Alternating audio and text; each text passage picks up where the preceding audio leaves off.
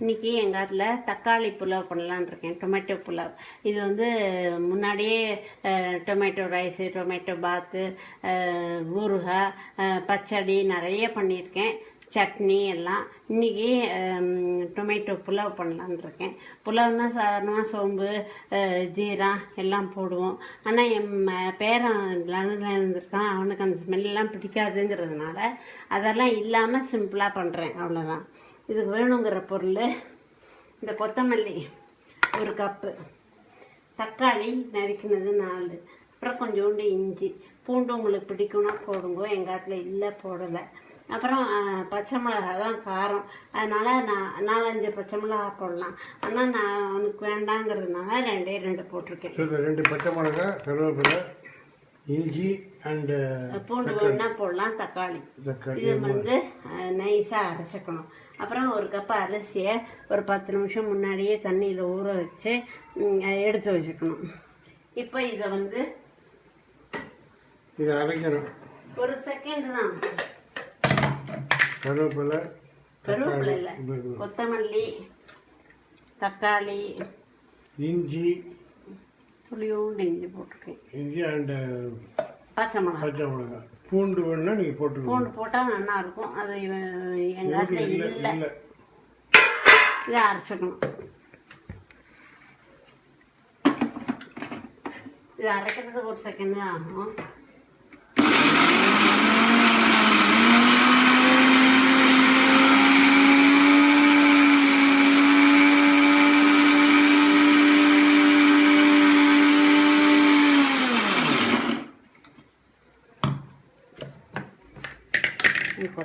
இன்னும் கொஞ்சம் அரைக்கணுமா?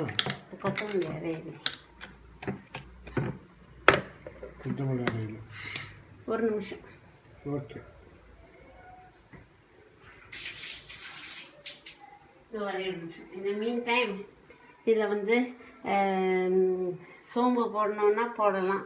சோம்பு போட்டு 2 கிராம்பு, 2 ஏலக்காய், கொஞ்சோண்டு நெய்யும் எண்ணெயும் கலந்து விட்டு, ஃபுல்லாக நெய் விட வேண்டாம், வாசனைக்காக 1 ஸ்பூன் நெய் விடுங்க. அப்புறம் கொஞ்சோண்டு எண்ணெய்.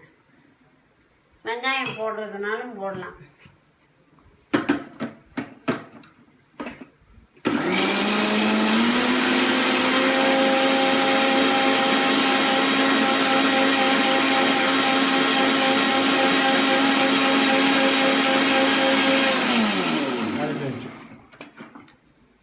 அரைச்சிருக்கோம் இல்லையா? இந்த அரைச்ச இதை இந்த அரிசி வச்சுருக்கோம் இல்லையா, வடியை வச்சு, தண்ணி வேண்டாம், ஏன்னா இந்த தண்ணி இருக்கு இல்லையா அரைச்சது, இந்த அரிசி ஊற வச்ச அரிசியில் இந்த அரைச்ச விழுதை போட்டு கலந்து வச்சுக்கணும். இதுலேயே இப்போ கலக்கலையா? ஆமாம், இதுதான் வித்தியாசம். இது நல்லா கலந்து ஒரு 5 நிமிஷம் ஊற வைக்கணும். ஊற வைக்கணும். இது ஆல்ரெடி அரிசி ஊற வச்சு தான், அது தாளித்து கொட்டுற வரைக்கும் ஊறலாமே. ஓகே, அது சோக்காயிக்கட்டும். அது நல்லா சோக்காயிக்கணும். இது தேவையான உப்பும் போட்டுருவோம். இப்போ வெங்காயம் போட்டு எந்த இடத்துல போடணும்? இப்போ தாளித்து கொட்டுறேன். இப்போ ஓகே.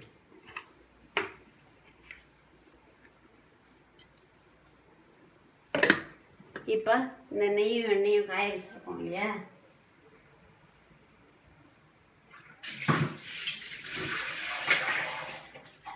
இதை ஊற வச்சுருக்கோம்.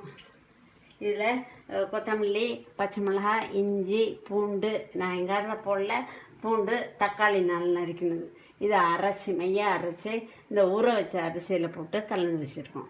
இப்போ சோம்பு தாளிக்கிறதுனா தாளிச்சா வாசனையாக இருக்கும். ஏலக்காய், கிராம்பு, பட்டை, இந்த மசாலா சாமான் உங்களுக்கு எது வேணுமோ போடணும். போட்டு வெங்காயம் போட்டு வேண்டாம், இந்த ஸ்வீட்டில் போடணும்.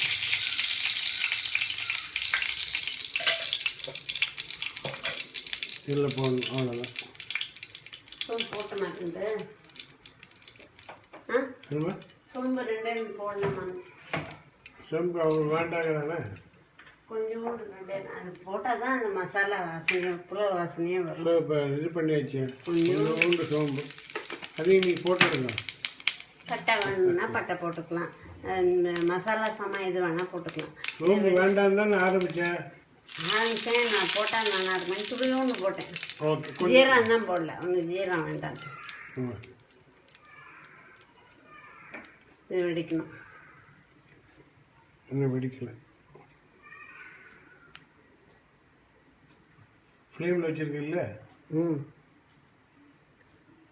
அப்புறம் இது போட்டு விட்டுடணும்.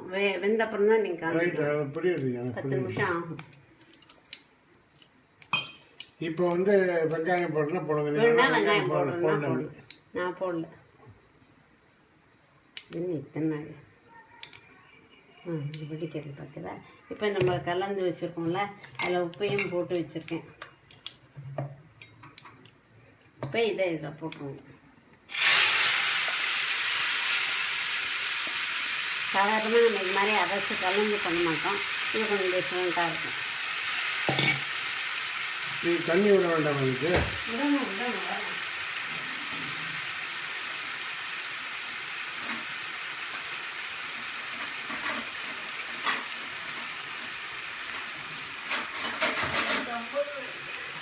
இப்போ இது வந்து இதுவே கொஞ்சம் தண்ணி இருக்குது அந்த அரைச்சது. அதனால் ஒரு கப் எடுத்துருக்கேன். சாதாரணமாக 1.5 கப்பு தண்ணி விடும். இதை நம்ம 1.25 விட்டால் போதும். ஏன்னா ஏற்கனவே தண்ணி இருக்குது.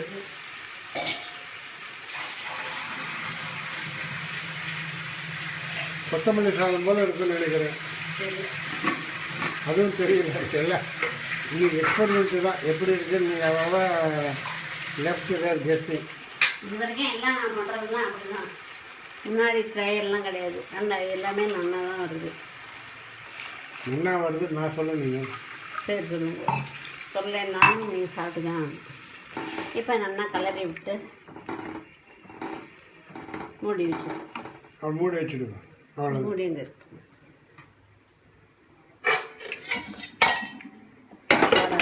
இது 3 நாள் நல்லா வெந்துடும். திறந்து பார்த்துக்கலாம். அப்பப்போ அப்புறம் சாதம் ஆனதுக்கப்புறம்